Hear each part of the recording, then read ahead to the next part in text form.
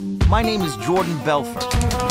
At the tender age of 22, I headed to the only place that befit my high-minded ambitions. Name of the game? Move the money from your client's pocket into your pocket. But if you can make your clients money at the same time, it's advantageous to everyone, correct? No. I suppose with my production company, selfishly, I'm constantly looking for material for myself as an actor that's outside of the studio system. So it's a timeless thing, the lust for wealth and money and power, but it's done on such a massive scale nowadays. And certainly after 2008, wanting to put that world up on the screen was a big desire of ours. Here's the game plan. You're gonna bring us 2 absolute martinis. You know how I like them, straight up. And then precisely 7½ minutes after that, you're gonna bring us 2 more. Then 2 more after that, every 5 minutes until one of us passes out. We had a sort of bidding war for the material, and I immediately, attached Marty because I felt there was no one that could capture the essence of these people and their darker nature more than him. We initially got it financed right around the time of Shutter Island. We were supposed to do that. He went off to go do Hugo, and I was going to set it up again with another director, but I just couldn't get him out of my mind. He was the only person in my mind to direct this.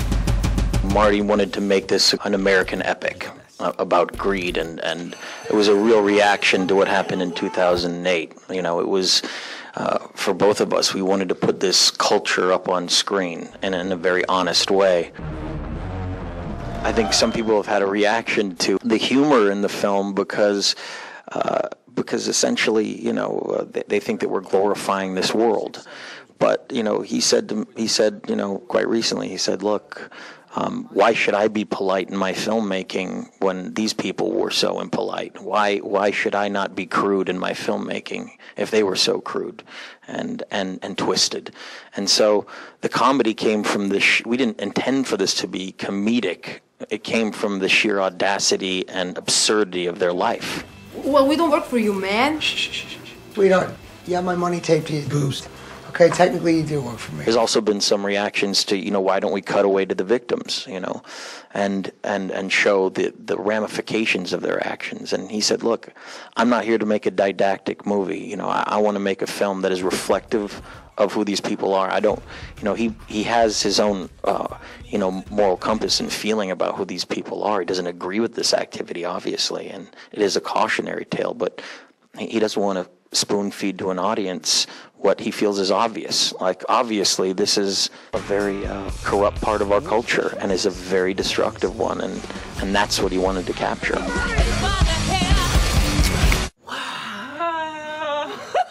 I fell in love with these speeches that Terry Winter wrote that were like, Braveheart war cries for greed, and encouraging his brokers to go out there and screw over as many people as possible. I'd been thinking about those for 6 years and how to say them, and had specific beats and knew exactly how I was going to say each line, but then I got up on that stage and it just became a different animal. It was a real loose shoot in the sense that everything we were kind of discovering on the day together, and we were creating the narrative through the characterization of these people. And I've never really done a movie quite like that. Most of the movies, certainly, that I did with him were, very dependent on plot structure and certain things happening at certain moments to culminate in a very specific ending. In a lot of ways, it was kind of like organized chaos.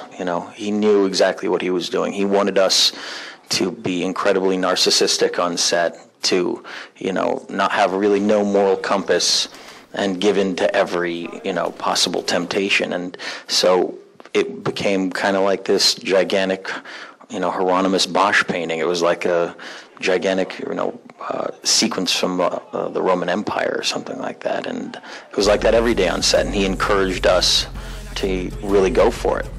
Well, Matthew, the brilliant actor that he is, and he's given 2 great performances this year, not only with Dallas Buyers Club, but with this great cameo. He's almost leading me into, the inferno.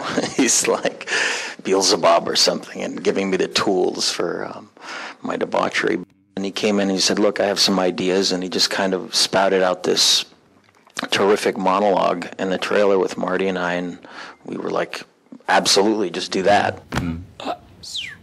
Yeah. I'd met Jonah a couple times in LA, and he was such a hilarious, great guy. I mean, just the most personable guy you could ever meet. And he told me, Wolf of Wall Street is my favorite script I've ever read. I'm born to play this part. I know who these people are. I know this world. I know these people that are obsessed with money, that only care about themselves. And I am, Donnie Azoff.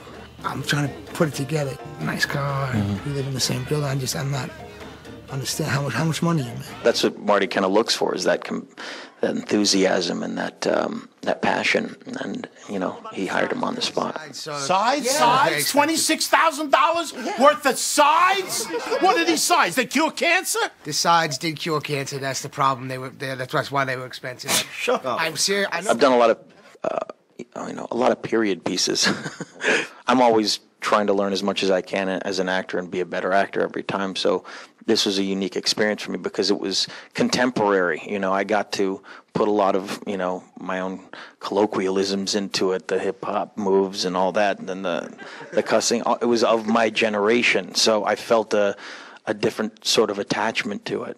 My relationship with Jordan from an actor's perspective was great because there's nothing he wouldn't tell me. And oftentimes stuff that we had in the screenplay he would tell me, look, I was a lot worse than that. There needs to be an exact dollar figure for the exchange of services. That would not hold up in a court of law. I heard it. No, that's the truth. He said he's lucky to be alive many times, but in true Jordan Belfort fashion, he said, I'm ashamed to admit that my favorite movie of all time happens to be about me. For me, I'm getting to work with somebody that really has taught me not only more about being a better actor, but the history of cinema and the importance of cinema as an art form. The guy lives and breathes movies. I challenge anyone that on this planet to know more about the history of film and its importance than that man.